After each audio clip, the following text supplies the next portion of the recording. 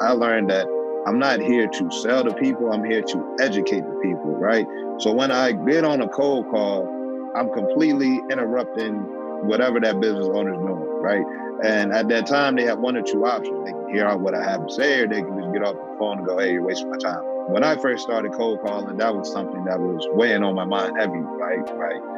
What if I get rejected? What if he says no? You know, as I grown and I continue to build on that and build up my mental toughness, I had to realize that he wasn't trying to get me off the phone. I just wasn't providing enough value that it made sense for him to continue on the conversation with me. You're listening to Ecomonics, a Debutify podcast, your resource for one-of-a-kind insights into the world of e-commerce and business in the modern age. This is Joseph. I'll be presenting a wealth of industry knowledge from interviews with successful business people and our own state-of-the-art research. Your time is valuable, so let's go. BernardoDavinci, it is good to have you here in Ecomonics. How you doing today? How you feeling? Life is good, man. Thank you for having me on the podcast today. Happy to be here. I believe it. Life is good. Challenging at times, been a challenging year for a lot of people, but a lot of the people I've talked to really took advantage of the last year, and I have a feeling that the same can be said for you too. Yeah, definitely. There was definitely a lot of adversity to overcome. 2020 pandemic affected a lot of people in many different ways, many different aspects. It affected them from, a financial standpoint. Some people lost money. Some people capitalized on the opportunity and definitely seen their e-commerce, Shopify in particular, boom, especially with a bunch of new first-time online shoppers in the marketplace for the first time last year. Definitely seen a huge exponential growth. Yeah. Just while I was usually when I look into people's content, I check out their YouTube, and the algorithm wanted me to watch this video from the Joe Rogan experience where somebody is saying how much money Disney loses every day it's closed. I'm like, that is a 7-minute video. There's going to be a lot to unpack about just how much money they're losing there. So, it is unfortunate, but it's, as always, business is a call to adapt and to be ready to deal with what is currently going on in the industry as it unfolds organically. And so, props to everybody for however they found their ways to adapt. So all of that warm up out of the way. First question I got to ask you is what you do, what you're up to these days. Oh, easy. So what I'm working on these days is I mainly focus. I got 3 Shopify stores running right now. I got a couple VAs that's managing right now. I'm more so on the investor side. So I'm just investing in the ad spend. Whereas, I get the customers from social media, Facebook, Instagram. I'm starting to get into the concept of using Google and YouTube more, but my bread and butter is definitely Facebook and Instagram. Then I have my VAs fulfill the orders for me, as well as reach out to the suppliers.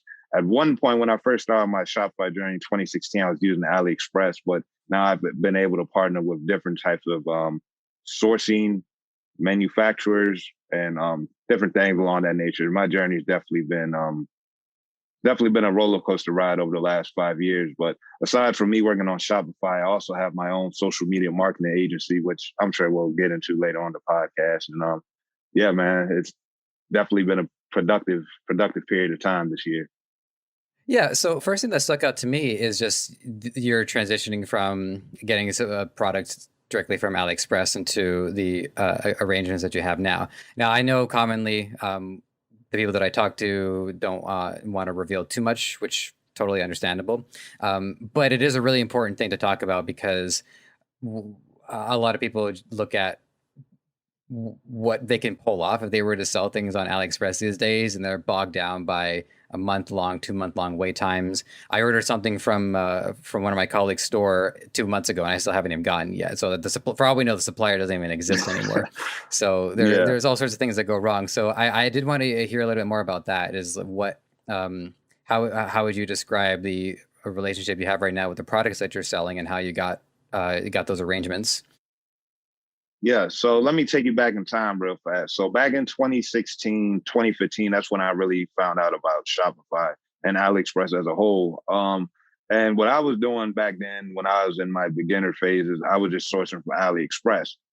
Sometimes Alibaba, but Alibaba, when I first started, it was just like, it was challenging for me just because I know AliExpress and Alibaba is owned by the same guy. I believe his name Jack Ma, but just and Alibaba, you have to order in bulk. And at that time, I wasn't as stable in my Shopify business, so I just stuck with AliExpress. But the way how I transitioned, fast forwarding from 2016 to 2021, is the greatest resource that I was able to get was a um, VA. But what I mean by VA is someone who works on AliExpress.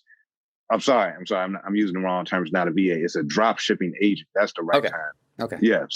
Sorry for the confusion, anybody listening. But I was able to get a drop shipping agent who can go inside these manufacturer buildings and already go, hey, this drop shipper is bringing X amount of volume weekly, monthly. Let's just go ahead, get these orders on standby. And then when I had to come place the orders, I just let him know. And then he'll just send everything out for me, giving me way faster shipping times than, what you just mentioned, the 30 days.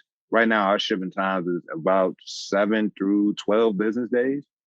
But yeah, that just came with time and experience and a lot of negotiations. Yeah, because I think for a lot of people in my position, just starting out, I would say the most attractive method is to get in touch with the 3PL. The one I talked to Simone of Yakify, and they're Italian, I'm Italian, so there was a part of me I just want to I'd be there for my people as well. Yeah. Are you with BernardoDavinci? That's is that Italian? Like that is Italian, but is that your nationality? No.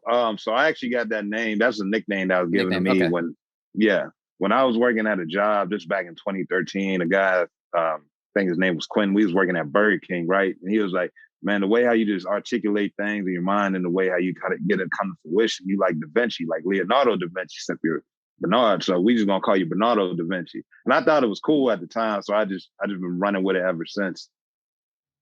All right, yeah, fair enough. It was like I talked to way back. I talked to Apple Kreider, and I'm like, okay, I'm pretty sure his parents didn't name him Apple, but I just gotta find out just in case. There's BernardoDavinci. I was like, okay, hang on a second, I gotta ask about that one.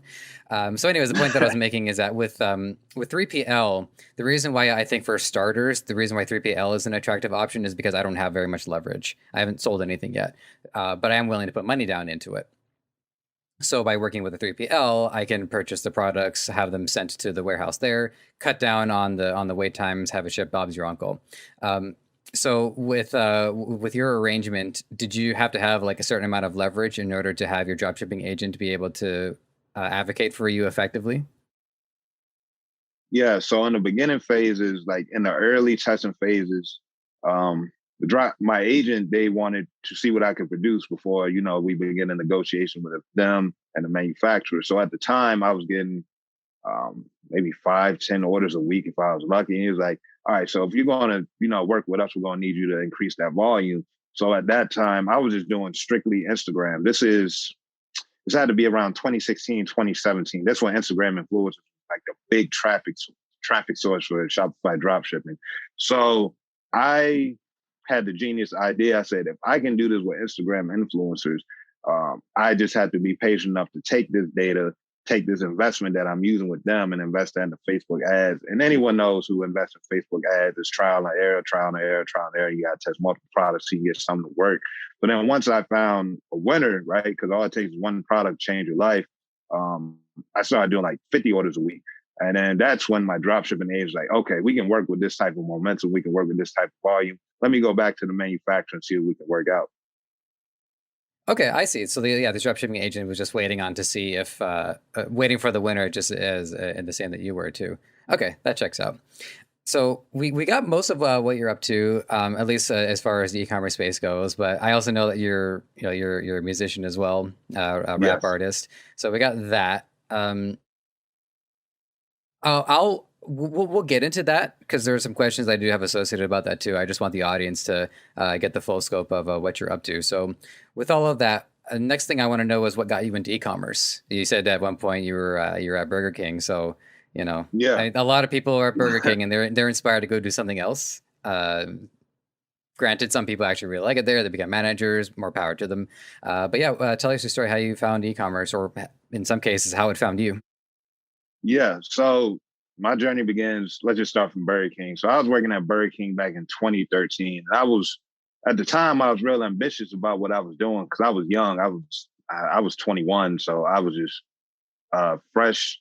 I won't say fresh out of high school, but I've been out of high school for at least a year or two. I was considering going to college. I said, all right, if I don't go to college, I'm just give me a job, and whatever happens from there goes on from there. So I was at Burger King from 2013 until about 2016. In 2016, I got a job being a teacher, right? So I was actually teaching other people's kids, giving out the lesson plans, doing the basics, English, math, science, history, things along that nature and whatnot. And during my time in 2016, I was watching a YouTube video like anyone else who probably listens to this podcast. And Shopify was a topic that popped up, and it piqued my interest because I've always been interested in how the internet has impacted us as humans throughout the many decades that we've been alive in human history, especially from, I'm a 90s baby. So from the 90s on up, I've always been interested in that. And, I was watching all these different YouTubers talking about how this impacted them, how Shopify was changing their lives, so on and so on. And, at the time I was still working my job. I was like, okay, so maybe I could manage this while I'm also working on building my own business, because I have a strong belief in myself. If I don't see a future in something, I'm not going to invest much time in it, let alone invest a bunch of resources into it. So I wanted to make sure in my mind that I was 100% certain that I wanted to go all in on this. And, I stuck with it. I won't lie to anyone listening. It took me two and a half years before I seen any type of success, like what I was just talking about with the agent. But other than that, I just stuck with it. I trusted my gut, and I just kept educating myself to the best of my ability so that I knew one day that I would be able to reach the peak of the mountain, and I'd be able to, put my flag on it, like on top of Mount Everest or something. Yeah, and somewhere in there, and again, I feel bad for not having figured this out prior to, but the boss man, Ricky Hayes, he reached out to you. He said, hey, come check out this theme. So you've been with you've been using Debutify longer than I have, that's for sure. So I guess one thing I also want to know is just how people were making connections back in the day. Were people like just reaching out to each other by email? How would he have even figured out how to find you? Like, did you have a presence at that time? Yeah. So the boss man, Ricky Hayes, owner of Debutify, he actually reached out to me back in 2017. I had one video on my YouTube channel, MrDavinci. It went viral. Then got about 80,000 views. It was like winning products for, I want to say June 2019, 2020. And Ricky seen that video, and he actually invited me to hop on a video with him. It was a YouTube video, but our timing and our schedule, it was conflicted, so we didn't get to do that. So then Ricky, he actually sent me an email and said, hey, I like the type of content. Would you be interested in like making a tutorial showing your users and your audience how to set up their Debutify theme on your Shopify store? So I cranked out about two to five videos, a nice video series. And then Ricky reached out to me and said, hey, man, I really like the type of content that you're doing. I want to establish a partnership with you. So then we hopped on the call. It was for, got to be at least an hour. Ricky's a real nice guy, by the way. And from there, I just been with Debutify from the first theme to, I think a year or two ago, you guys upgraded to 2.0 to recently, just a week ago, you guys been on the 3.0 Debutify. So yeah, being here from the jump to seeing where you guys came so far is definitely a huge transition. I'm proud of what Ricky and the rest of the team have done. Mm-hmm. Yeah, I appreciate that. I feel like, well, I mean, I've been with the company not quite a year, 3/4 of a year. It feels good to also have contributed in my own small way. I want to get back to, there's a couple of points that I wanted to raise based on what you were describing about like the internet psychology and the interest of how the internet has affected human behavior. Now, I mean, I'm a 90s kid too. I was born in 89. Okay, I mean, yeah, I could say I'm an 80s baby, but I'm not going to do that. That's absurd. You got to be like 83, 84. Anyways. Yeah, like early 80s. Yeah. So what I found with my experience, and I want to hear your take on it too, is that I found that the internet, its main focus was to fill the gaps for whatever it is that the mortal world didn't exactly do for me. Had a lot of like niche and nerdy interests. Didn't really have anybody that I can really talk to about it. On the internet, I could find people to talk to about it. And then I didn't really have like a good outlet for my creativity. But then the internet gave me an outlet. I legally acquired a copy of Macromedia Flash, and I legally created cartoons on newgrounds.com. And then again, it gave me a community to join. It gave me a voice, gave me a platform. Really like a lot of early level experiences for what is very similar to what we do today.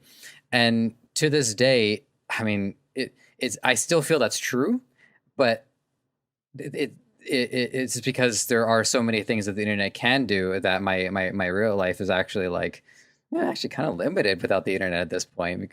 For one, I'm trapped in my apartment, so there's that. But like, all my earnings is all the internet. All the people that I talk to is now on the internet. So whatever the situation is in life, internet has always been what is there to then um, make up for. Or I wish I could pick up like the perfect word. Maybe my articulation is not on optimal today. But anyways, you get the point. So what was your takeaway after what you saw with the internet and the effect that it had on people?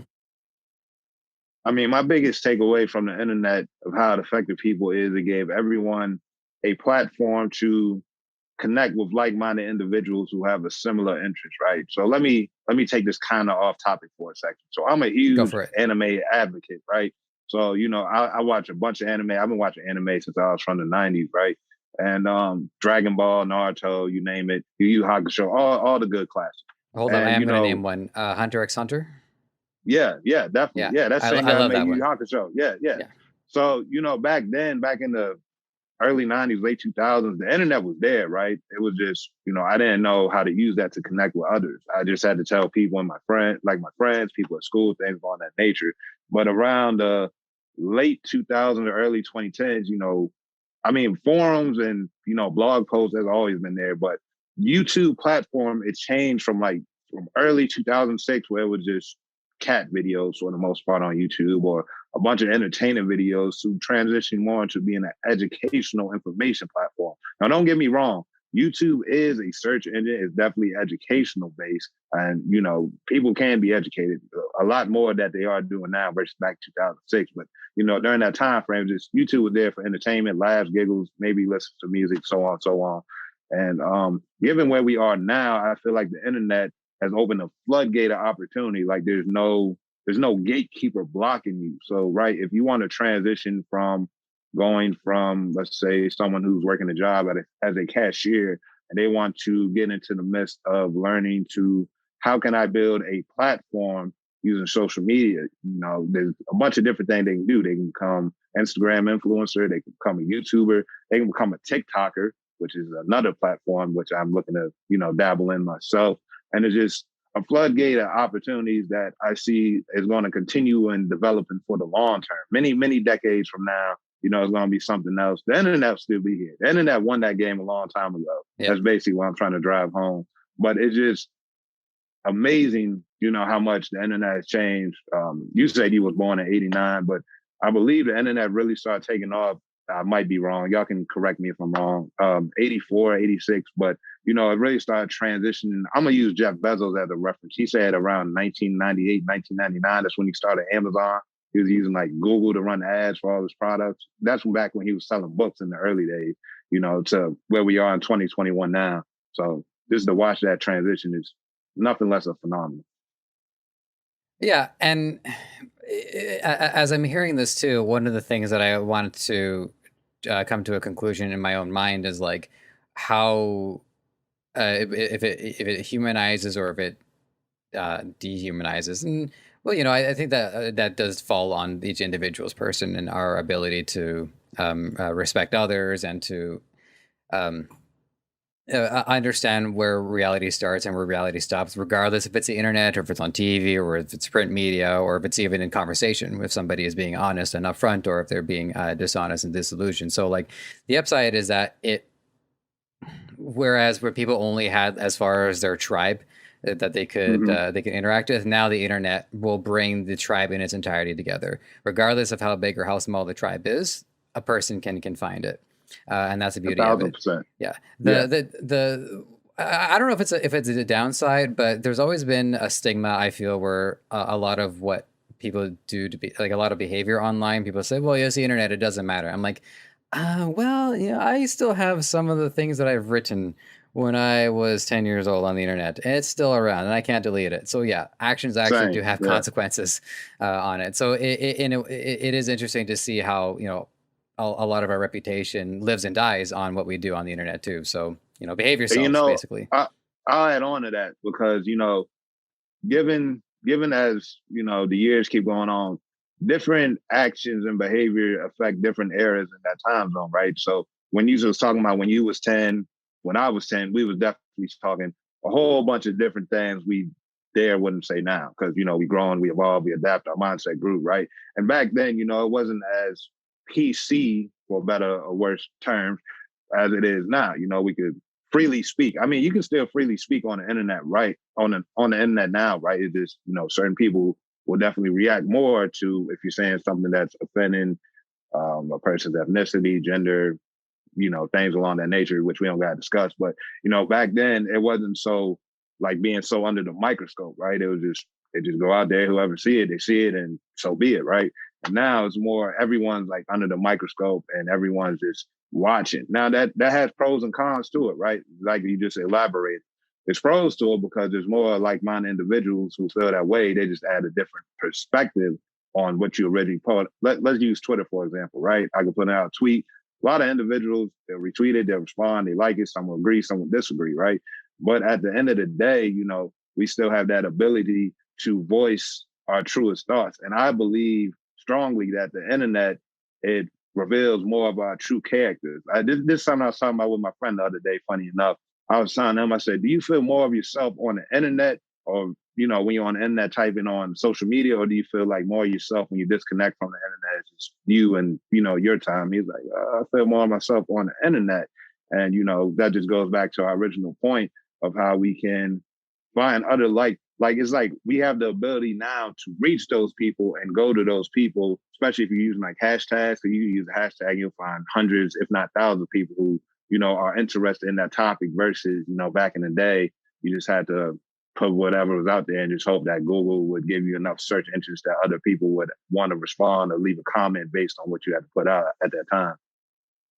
Yeah, well, I'd love to give you one more point to support that as well, with my own behavior online too. And mind you, what I'm doing here, this is the end of the day. This is a job. There's responsibilities. I have to adhere to the guests, to the audience, and all that. So there's certainly limitations to some of the things that go on in my mind, right? I can't get into too much conspiracy theory stuff here, but I do put on my tinfoil hat once in a while. I'll say that. Same here. Yeah. And what I say to your point about being more ourselves on the internet is that the internet is going to leave an impression. Everything that I do is not just this an interaction. Like if I'm just talking to my girlfriend, imagine if I'm talking to my girlfriend and it's being recorded and it has the ability to be disseminated across the entire landscape and lots of people can listen to it. So I'm conscious about like, okay, well, I will be called out on my BS if I'm dishonest or if I come across as fake. So I might as well just be myself and, I would rather take those consequences, the honest ones, rather than the dishonest consequences. Yeah. Authenticity is definitely the gateway to opportunity. Mm-hmm. That's well said. That one definitely wants to, I'm going to find its way that one onto a t-shirt. All right, so I got to shift gears because here's something I really wanted to talk about. So I check, as the audience knows, I like to check out what our guest is up to, view their content, look for stuff that's unique and distinct. And out of everybody I talk to, I have yet to interview anybody who's doing cold calling. And I think most people know what cold calling is. I don't think we need to like do the cold calling 101. Yeah. So I'm going to trust my audience on that one. But what I found was fascinating is how cold calling is a classic. It's an old school sales method, and it's also one of the most difficult ones. Hence the name cold calling, because you got to warm somebody up over a phone and not only sell them on it, but also earn their trust, convince that the potential client that it's legit. I get phone calls and like, yes, sir, can we fix your ducts? I'm like, I'm in an apartment, like, so there's a lot of issues with it. So I want to hear, first of all, I believe it's with your MMA. It's with your agency that on behalf you do the cold calling. Is that right? Yeah, that's correct. So the name of my agency, of which I'm currently running now, is called Millennial Media. I started this back in 2018. Yeah. So we're going on 2 years right now. Mm-hmm. And what I would say to the audience is go to the YouTube and actually like watch one of the videos where Bernardo will just like have the phone call in its entirety, and so you can hear what are the objections, what are the questions that the client has, and how you're addressing them, and how you're just explaining it. So what I find most fascinating, and what I think is the most relevant question to ask in regards to this e-commerce space that we're in, is bridging the gap between this old school method and what I assume are more like non-digital businesses, like electricians, I believe is one of the niches that you work in. So Mm-hmm. how your experience in reaching into what I can only describe as old school and selling them on the contemporary medium that we have before us. Yeah. So the best way to answer that is I like to believe selling. This is something that I learned when I was working at the car dealership recently. I learned that I'm not here to sell to people. I'm here to educate the people, right? So when I get on a cold call, I'm completely interrupting whatever that business owner is doing, right? And at that time, they have one or two options. They can hear out what I have to say, or they can just get off the phone and go, "Hey, you're wasting my time." Click up. And when I first started cold calling, that was something that was weighing on my mind heavy, right? What if I get rejected? What if he says no? But, as I grown and I continue to build on that and build up my mental toughness, I had to realize that he wasn't trying to get me off the phone. I just wasn't providing enough value that it made sense for him to continue on the conversation with me. So I like to record myself in everything that I do. I'm a visionary learner. I like to see aspects where I did good, where I can improve, what I didn't like about what I did. I wouldn't call myself a perfectionist, but I do have that self-awareness about myself that I can, get that feedback, right?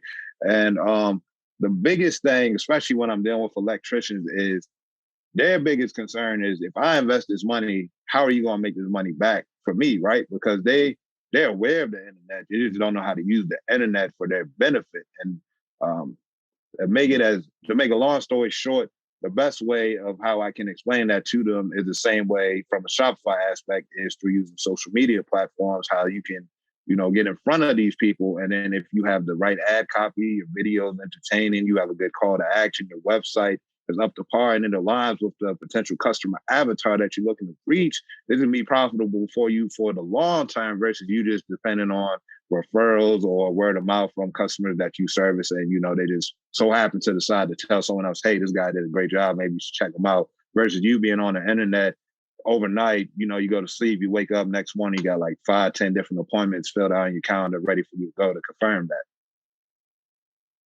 Okay. So again, that's just one thing that I want to get a little bit more clarity on. So with your web presence there, I understand. I believe one of the things I heard from the cold call is the advantage of like a landing page or a sales funnel versus a typical atypical Shopify store layout. So I guess just the part of it that I want to get a little bit more clarity on is, so where exactly those 10 potential clients are coming from in regards to traffic? Is that based on the advertising that you're running, or is it the SEO where they're searching it and they're just finding your website organically? So what I like to offer all my clients when I work with them is I prefer them to have a sales funnel. And the only reason why I prefer a sales funnel versus a traditional Shopify website is a sales funnel, at least the one that I create for my clients, is 3 steps. I'm going to run it down real fast for everybody listening. So the first part of the funnel is the opt-in page. Now on the opt-in page, we're looking to gather the customer information if they're interested. And, from an advertising aspect, my bread and butter is Facebook and Instagram. But when I work with my clients, I kind of step out of my element and transition into also adding Google as well as YouTube ads, right? So we get all these platforms. Let's start at top of the funnel. So we send the advertising here, right? Now they come into the funnel. They went from a cold audience to like a warm audience, right? So now we land on the first page of the funnel, which is the opt-in page, where here we'll get the clients or potential prospects name. We're looking to get their email. We look to get their phone number, right? And then they hit the enter button, which takes them to the second page. So now they're still in that warm phase, but now they have questionnaires about, what am I expecting, what I'm about to see. Now on the second page, what I like to tell my clients is I like for all my clients to shoot an 8 to 10 minute video, just explaining what they do, what services they had, the results, how long they've been doing it, things to educate the customer to establish the know, like, and trust foundation, right? And then from there, we'll have a call to action for where the customer, I prefer that my client set it up where the customer can pay right there on the second page. Because at that point, you pretty much told them adjust to what you do and adjust of how you can help them, right? And then, if the prospect decides to pay, they'll pay, which takes them lastly to the third page of the funnel, which is the thank you page. And that's where we'll have the client shoot like another 5-minute video talking about, go ahead, thank you for your vote of confidence and believing in what we have to offer. Click the link below so you can schedule a time for both of us to meet up. And then from there, the client's able to call the prospect, set that up, make sure that everything's aligned with both of them, and then they go out and fulfill the job.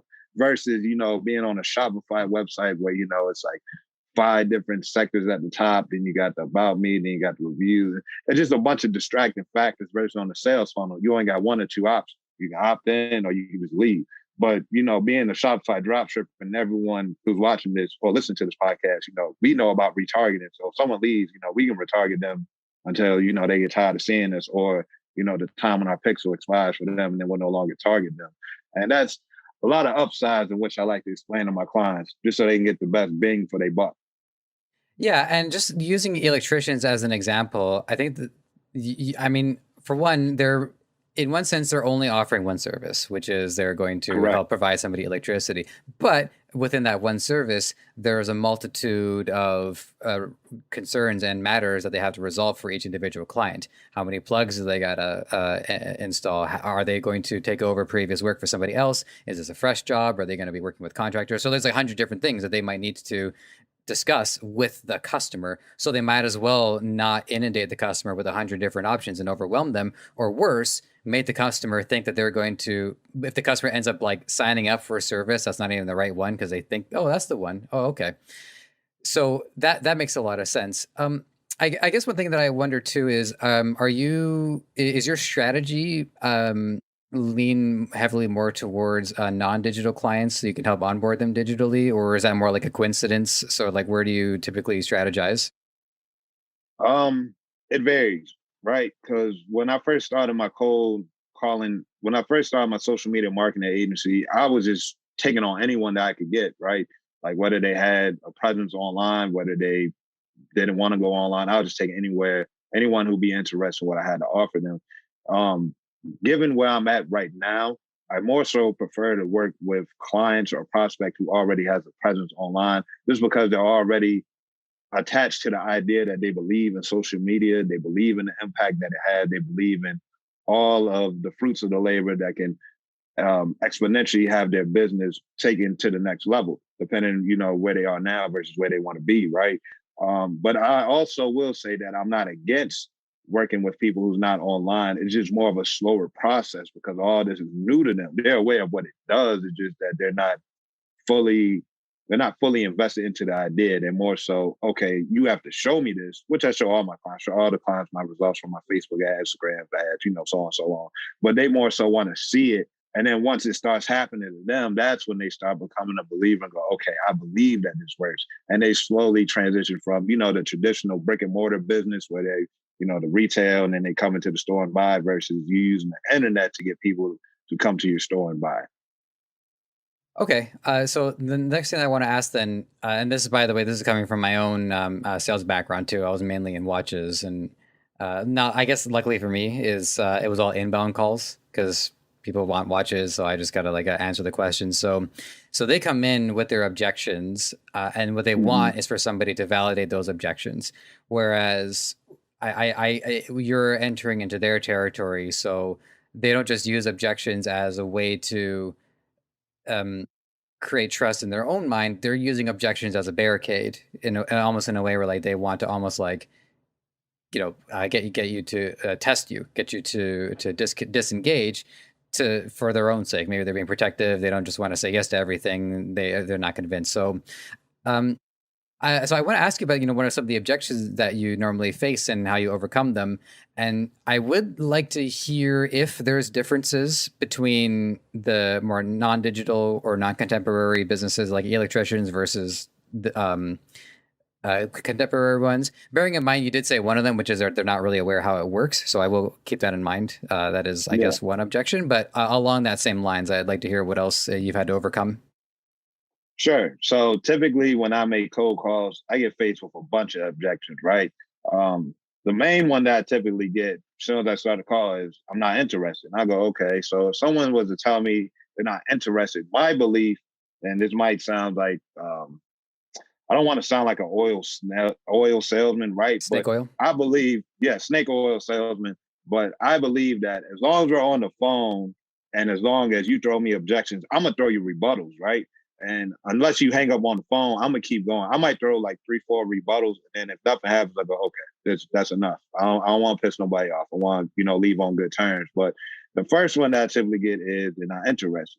And I go, okay, if you're not interested, what are you doing now to get customers to, for your services, right? And then from there, that's a transitioning, right? Because they already hit me with an objection. I had them with a rebuttal. So now they can hang up the phone or we can continue the conversation. So from there, it just become a battle of mental toughness. They want to see, are you truly an expert who can take me from where I'm at to where I want to go? Or are you just on the phone, you just making cold calls because your company's paying you, that's what you want to do, right? So then once we figure out, what they're doing to get clients, I like to ask them, how many people do you have working with them? Some people they close off, they don't want to tell me that information. Some people it's just me, right? So right there, not only am I gathering intel, but I'm taking notes of this. So when we do hop on a meeting, I have this information jotted down. So when we follow up, I can remember where we stand and what they got currently going on. Another objection of which I get faced with is they go, so a lot of people like to ask me just straight out the gate, how much is this going to cost me, right? Because they just want to get straight to the point. How much is this? How much is that? And I like to tell all of my prospects, I can't give you a set price. And the reason why I can't give you a set price is because I like to personalize each package based on each individual prospect needs, right? Because not everyone has the same needs, not everyone has the same wants, right? You might be already having 5, 10 jobs and you're content with that, right? So you may or may not need what I had to offer you. But what I can tell you is on top of the 5, 10 jobs that you have, I could potentially get you more higher paying jobs, which would amount in more money in your bank account, giving you more time and your freedom. And if you so choose, you will have less jobs where you will have to work because the jobs that I'm bringing to you are paying you double, sometimes triple what you're getting currently, which will, benefit you for the long term, right? So, I mean, the objections that they throw, it's more so questionnaire based. And I wouldn't say it comes from a mind of scarcity or pessimism, right? Yeah. It's more so of, you're interrupting me, right? Like you're interrupting my day. And on a cold call, you got 1 minute. Actually, I take that back. You got like 10 seconds to make a good impression. As Jordan Belfort said, you gotta be sharp as a tack, you gotta be confident, you gotta be seen as an expert, and you have to transition that information to the phone. It's not like me and you where we can like look at each other and go back and forth on the podcast, right? It's more so I got one shot, one opportunity to convince, not really convince, but to educate this person on how I can help them if they're interested in taking my help.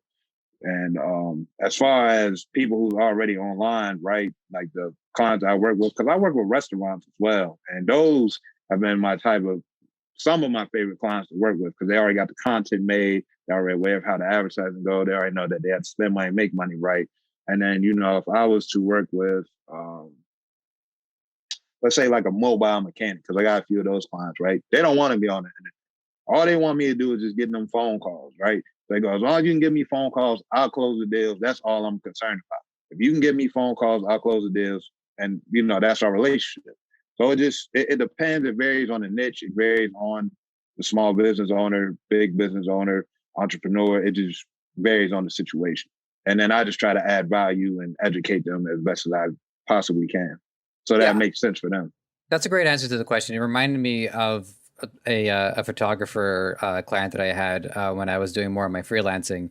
The term that she used is along the same lines. It's a trusted advisor, where they're just a source of information and expertise. And so while they might not always close a sale, they're always the person that they turn for trust and to have a deeper understanding of it. Because not everybody has the time to learn all of the services and skills that they need to have a functioning and thriving business.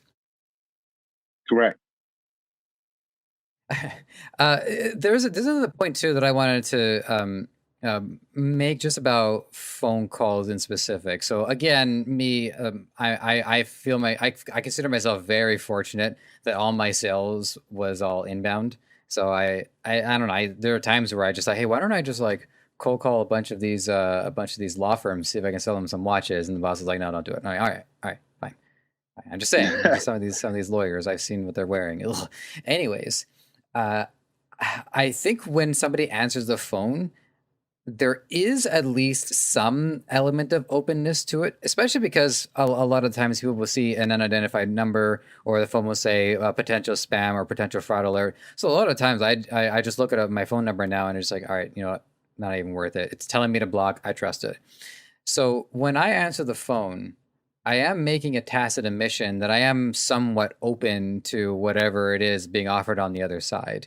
Now, again, if somebody wants to clean my ducts out, I say, well, I don't have ducts for you to clean, so go away. But Yeah. I think there is some psychology there to the ability to answer the phone for somebody. It used to be like when I was younger and I was like in my teens and I didn't recognize the phone number. I was just hoping it'd be a girl I liked because maybe this is somebody willing to admit their feelings for me. Never happened because that would be insane. But these days, if I answer the phone, I'm like, okay, well, I'll hear him out. Could be something. Um, but yeah, I lost my train of thought for a second. Oh, yeah, I remember what I was gonna say. Yeah, so when they was calling me about the car and whatnot, I know that that's what the job doing versus, being on the opposite side of that when I'm calling the prospect, I know that I can what I can offer for them is valuable because I work with other clients, right? And I only go for niches where I already got clients in because I can show them testimonials and results from my previous clients. Versus if I was going to a niche where I don't have any clients, then I got to show and prove 10x that, right? Because I don't have no social proof that I can give to them, and that just and from there it just becomes a game of tug of war, back and forth, going back and forth. But yeah, getting back to the original point of calls and just accepting calls in general, I just feel more people are more conscious of who they allow into their life, like, and who they allow into their universe versus just openly answering any phone call. Yeah, 100%. I mean, it's just the very the fact that like back way back when most people had like rotor phones, if the phone was ringing, our expectations culturally were like, okay, well, it's either the milkman or it's Betty from next door, or just like there's not as many options for who is going to be calling. So we're conditioned to expect certain things to certain people to be on the other side of it. So these days, though, people are conditioned to not even like pick up the phone sometimes. Just anyways. I don't want to keep getting too far down into that point because I've already made it twice.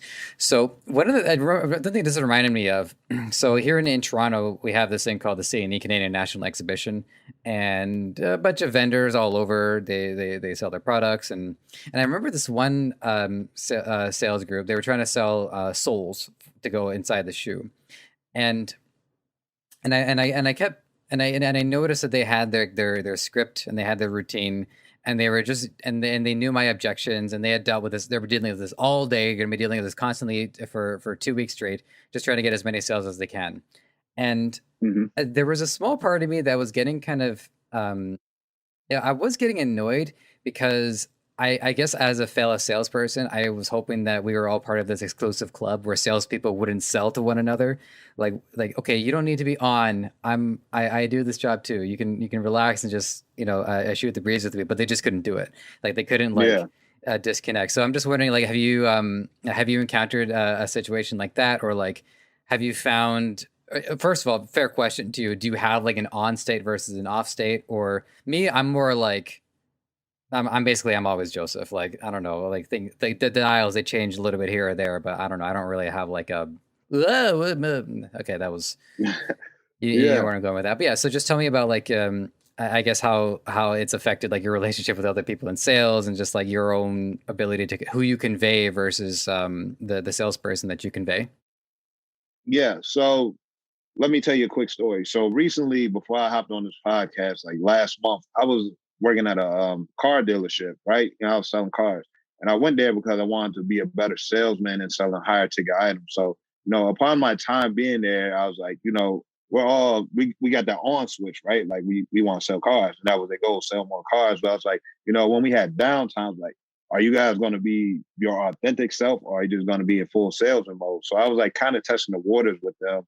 And, upon reflecting on that, I feel that I'm 80% always on, right? Like, I want to be top notch. I want to be high performance. I always want to be in that mental state, right? But then when I get around, let's say like friends, family, girlfriends, etc., I kind of, I'm still me. I'm still Bernard at the end of the day. I'm always going to be me, whether people, like, love it, hate it. I'm always going to be me because I always want to be true to myself. But at the same time, I can't be in sales mode where I'm like everything serious, everything got to be top notch, everything got to be like boom, boom, boom, boom, boom. Because I know that, the people who know me most, they know that that's what I do, but that's not how they come to know me. So it just depends for me personally based on the environment I'm in, the people I'm around, and what my intentions are at that current given time. Yeah, I hear you on that. I think that's a great take on it. Okay, and in the interest of that, so we mentioned earlier that you're a musician. Do you just characterize yourself as rap artist? Is that fair? I didn't hear all your music, so I don't know if it's all rap or not. So I make rap music. I make pop music. To a lesser degree, I make country music. I like to consider myself. I like to consider myself an artist more than a rapper, right? Yeah. Because and different types of my song, I got chill songs where it make you think. I got hype songs in case you want to get hype. I sing somewhat sometimes. Thank you, Auto-Tune. Whoever made Auto-Tune, that helped me out phenomenally. And like I said, country. At one point, I was making rock music. We had this cool ass rock band, but we all grew up and everyone went their separate ways, right? But I consider myself more of an artist just because the way of my creation process is different, versus me just sticking to strictly rap, right? Because if I'm just strictly rapping, it's more so I'm just making like anthems to make you hype, make you dance, make you want to move, just especially if your car, just turn the volume all the way out and just ride, right? Versus being an artist, I can tell a story and I can, give people more insight about me, what's going on in my life, certain topics, just different things I can talk about. But I like to consider myself more of an artist. Yeah, fair enough. I appreciate that. I wasn't expecting you to say country, but I'm glad I asked the question just because it's like, I don't want to immediately characterize you as like primarily or exclusively a rap artist. So I appreciate that. And so the original question and the reason why I brought this up was because of, if people's perception of you has actually affected your performance or job prospects or anything along those lines. And I will say too, just so the audience understands, is I had this issue too. It didn't come to pass all that badly, but I did get tattooed. Actually, so this is video now, so I don't know if I showed the tattoo to my audience yet, but there it is. And when I first got it, a lot of people were like, "Oh, that's really cool. But aren't you worried you're not going to get jobs with it now?" And I wasn't worried when I got it, but I was worried after I got it. And then all of a sudden I thought, oh no, what if that actually like really affects people's opinions of me? It did make things difficult at one job that I had because I was an apprentice for this really angry Hungarian watchmaker. But the good news is I was so incompetent at that job that he was going to yell at me for like a dozen other reasons anyway. So, when the tattoo was just like the straw that broke the camel's back, there was other straws ready for it. But yeah, it has. Have you encountered anything along these lines? Yeah. So upon touching what you're saying, I got a bunch of tattoos right here. This is just on one hand, and I got other tattoos on this hand. I don't know if they'll be able to see this when this goes live, right? But I was always, I've always felt that I was an entrepreneur at birth. Rapping was just an additional skill set that, I could add to my repertoire. And that affected me more so in anything in the workplace, right? More than, what I'm able to do, what I do now.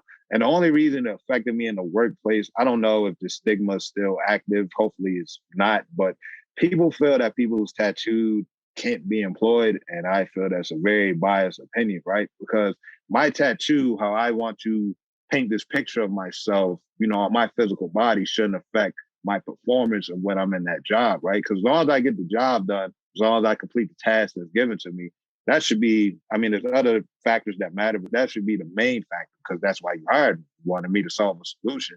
And if you're just looking at me and you're looking at my tattoos and you're already trying to brush me off, one, I don't want to work with people like that.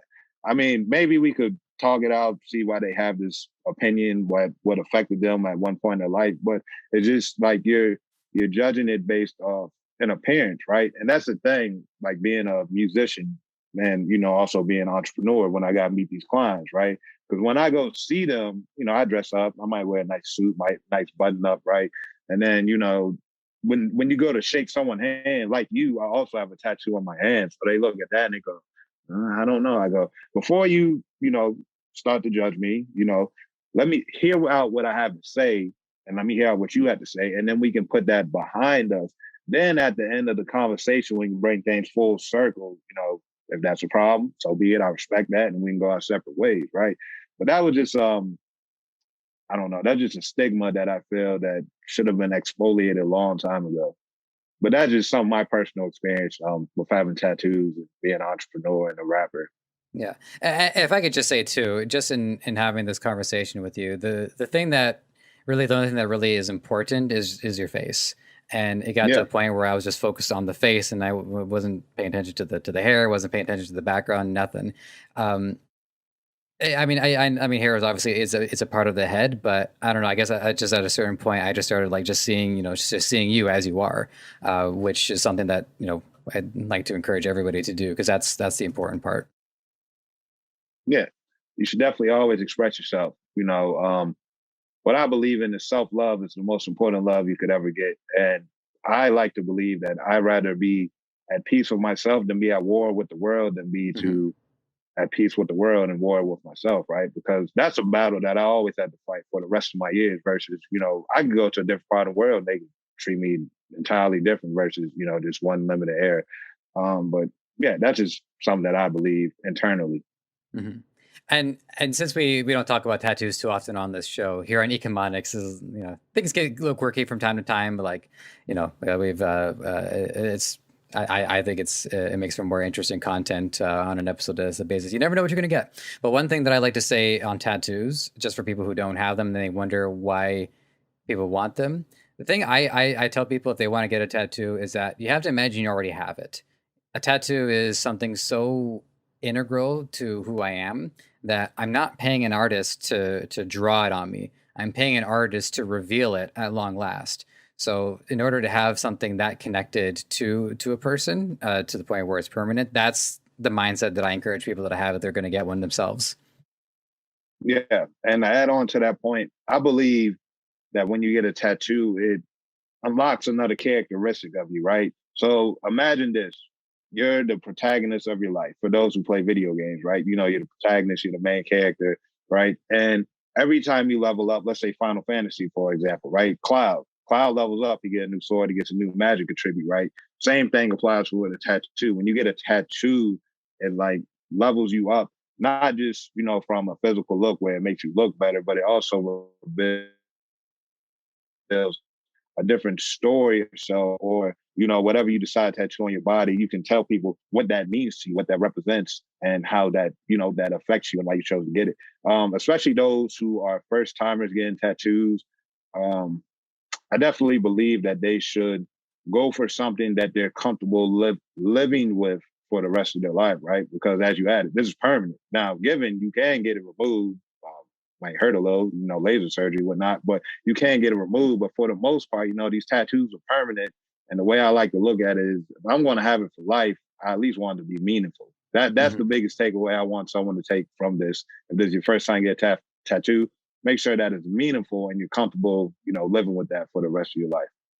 Yeah. And, one thing that came to my mind too, because you mentioned a cloud. And one of the things about game design is that the game has to be developed in such a way that the designer knows what it's going to take for the player to beat it.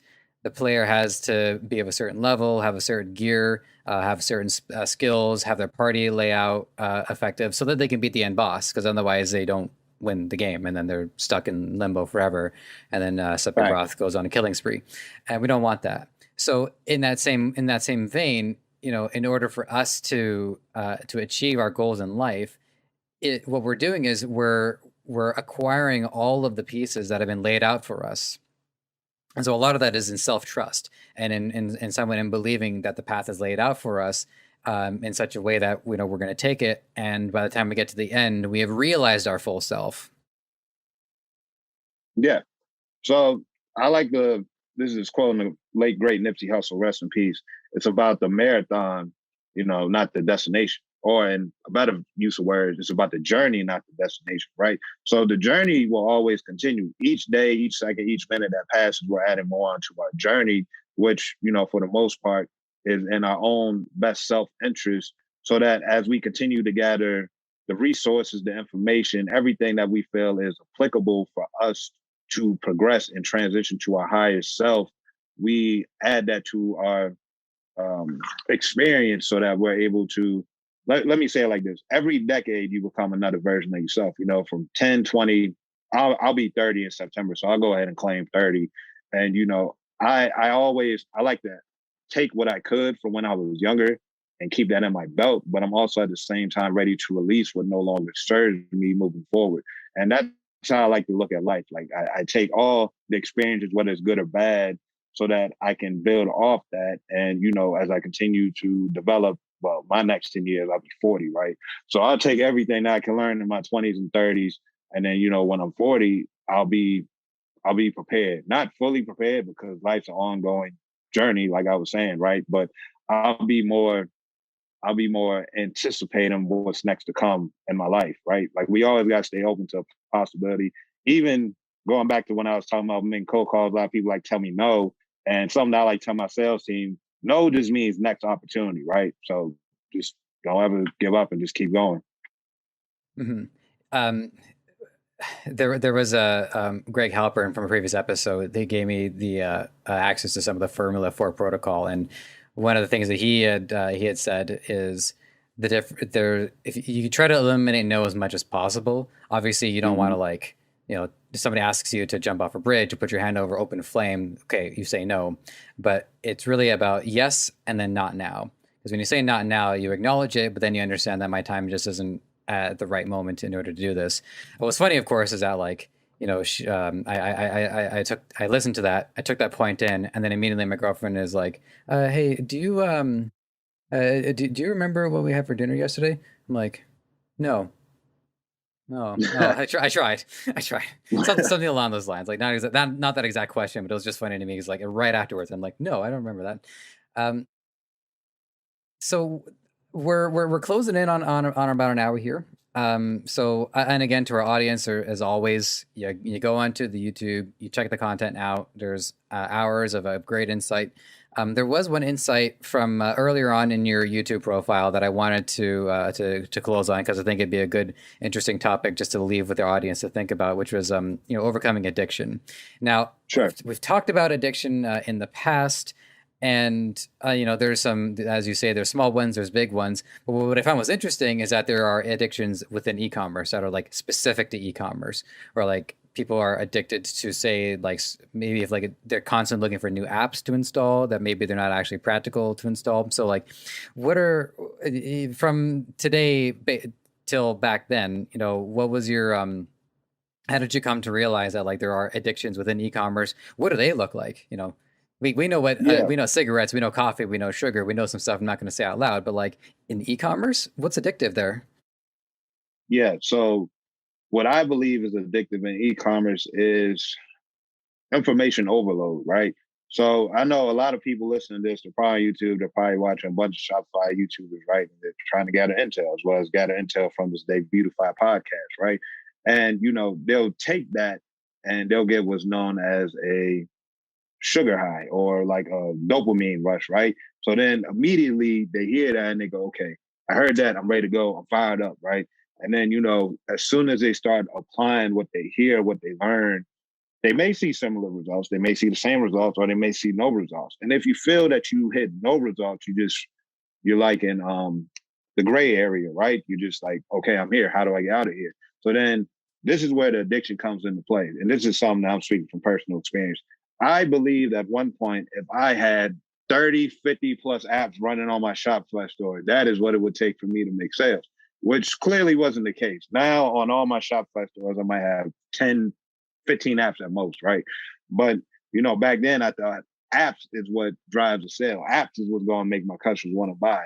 And, that can become addicting because you think it's the apps doing the work when really it's more so about, there's a bunch of different factors that factor in to make a customer's journey so that they want to buy. But the more so what we can control is like the ad copy, a good offer, the benefits of the product, the website speed, the shipping times, things along that, which we can control, right?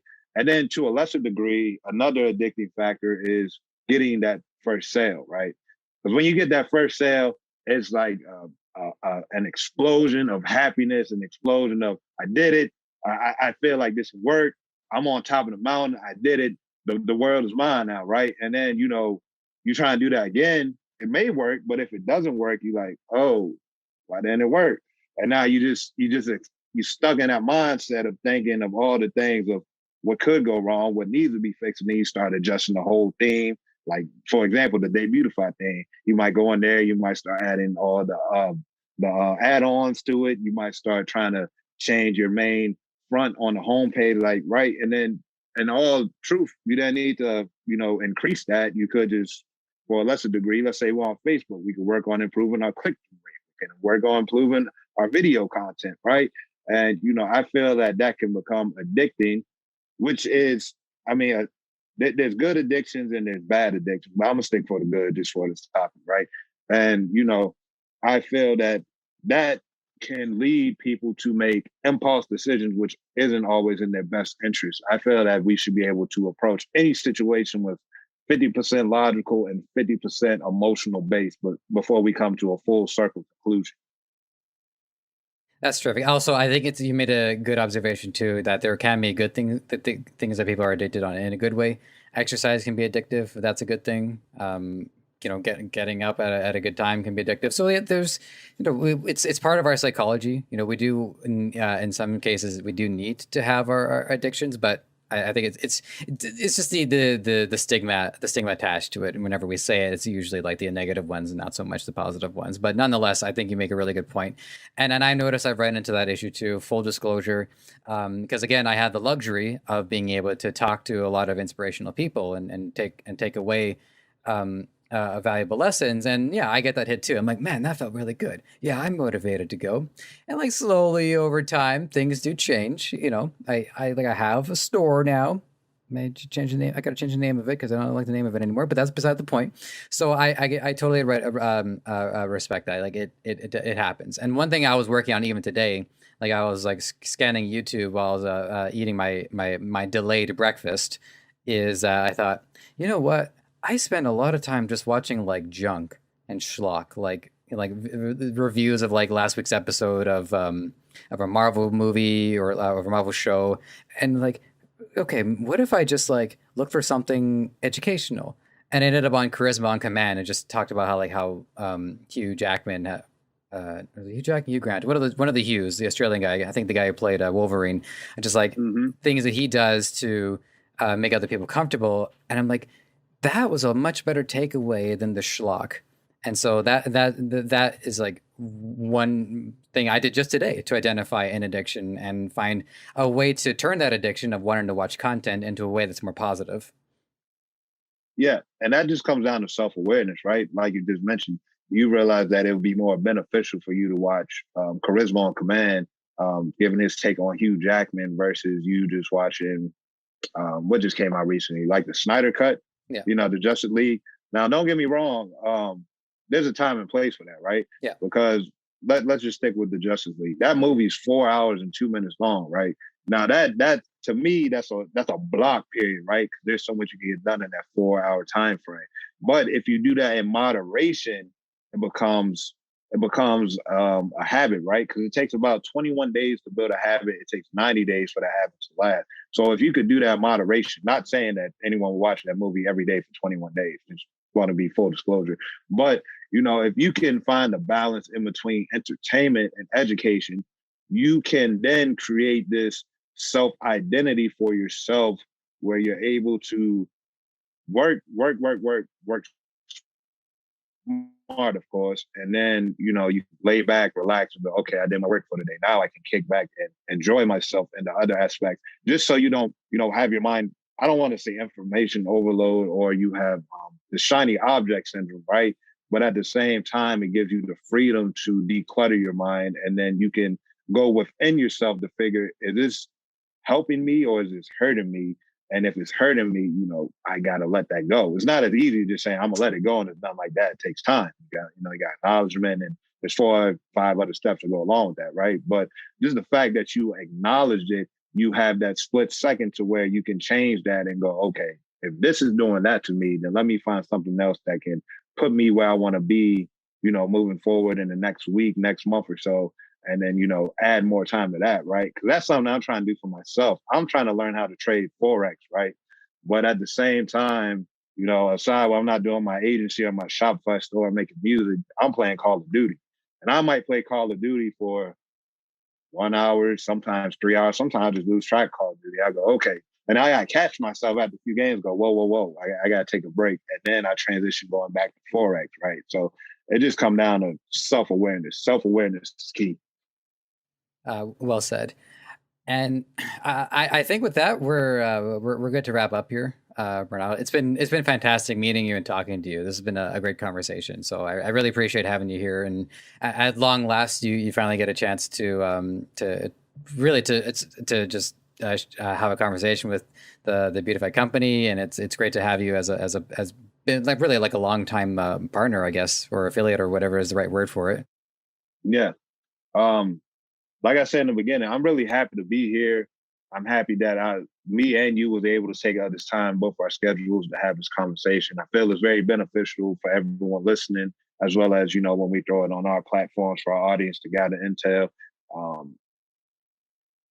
I'm just happy that we was, able to link up and make this happen, given, me being such a long time partner with Debutify for going on 3 years now, just seeing the course of everything, how everything's changed and developed for the greatest good. I want to see you guys keep going. I want to see you guys keep winning. And as you guys continue to improve, so will I. So here's wishing the both of us continue growing and flourishing. Terrific. And doors always open, by the way. So, you want to come back on, give it a quarter or two, let us know how things are going. Be happy to have another conversation. Oh, yeah. I definitely want to come back, give you guys an update for my journey. And if anyone listening to this, you got any comments, definitely leave it below. I'm sure that next time we talk in like a quarter or two, you can update me with the thoughts, how people felt about this feedback, so on and so on. And yeah, I'd be happy to come back and talk to you anytime. Excellent. So with that, the last question, well, actually the last question is usually like in 2 parts. One of them is if you have any like last bits of wisdom or parting advice, anything you want to share, you're welcome to. It's just that it's been jam packed with wisdom. So, if there's anything else you can't share, feel free. If not, don't worry about it. But so we'll take care of that. And then yeah, go ahead. Good. Yeah. So my last bit of advice for everyone listening is to double down on your strengths, right? Actually triple down on your strengths. I'm assuming everyone's listening to this is somewhere between the ages of 16, maybe through 50, maybe 65 plus, somewhere, whatever age range you fall to. I want you to try a bunch of different things, especially from a Shopify aspect. I want you to be comfortable with losing money as well. I know that's not much advice that you hear, but you have to get the data from the platforms to figure out who is best suited for the products of which you're trying to advertise through these platforms, right? Because the platforms is just an extension of adding to our customer base for the long term for us to build a brand, which I'm assuming everyone that has a Shopify store is, their long-term goal to build a brand, have an existing customer base, so on and so on. So I want everyone here just to give their all. Some days you may or may not feel like doing this, and that's okay. But, as long as you don't give up, you persevere, you continue to invest, you continue to educate yourself, and you give your all every day, all day, you can never lose. Fantastic. Never lose. All right. And then let the audience know how they can find you. Sure. So if anyone's interested in finding me, you can check me out on YouTube. Just type in MrDavinci. If you're interested in hearing more of my music, you can check me out on YouTube, BernardoDavinci. Follow me on Instagram. It's BernardoDavinci. You can look me up on Facebook too. You have to type in MrDavinci or BernardoDavinci. I'm not sure which one pops up, but your best bet to get in contact with me would be through Instagram, like I said, at BernardoDavinci, or on my YouTube channel, MrDavinci, where I have tons of free content showing you my Shopify dropshipping journey. Actually, from the beginning, when I first started in 2017, 2018, up to 2021, as well as showing, my Facebook ads, tips and techniques, tutorials that I have on there too. So any of those platforms, I'd be happy to talk to each and every one of you and give as much advice that I can for you. Excellent. And thanks for everything that you brought to the table today. I can't thank you enough. And to our audience, as I also can't thank all of you enough for participating in this. It means a lot to be able to provide this information to you. So, and also, by the way, one thing that we learned is we were looking at our analytics, and we're happy to see our downloads, but we were also happy to see that people listened the whole way through. That means a lot. It really does know that, like, the people who are checking this content out, they stick to the very end. So thank you for putting up with my occasional quirkiness. And by occasional, I mean, like, I'm constantly fighting it. It's like a dam that bursts. Anyways, with that, take care, all the best, and we'll check in soon. I'm a head of marketing at company print-on-demand company called Printful. Hey, this is Joseph from Ecomonics. Just wanted to thank you for being here and for giving this content your time and attention. I hope you learned something. I can say with certainty, I have learned something with every episode that I have done, and I don't see that changing anytime soon. There's a couple of things you can do to help us out. If you want to check out the audio content, we are available on all major podcast platform distributors. And while you're there, give us a 5-star review. It helps a lot. And while you're here on YouTube, there's a lot of things you can do to help out as well. It's not going to take very long. Subscribe to the channel, hit the like button for this episode, and hit the notification bell so when we have new content for you, it's going to be at your doorstep ASAP. Lastly, this podcast is created by Debutify, the best Shopify template available. It is 100% free for you to start, and it can change your life. It can make you so much more free than you are right now. So if this episode wasn't enough to convince you, I think a few more might do the trick. So have at it.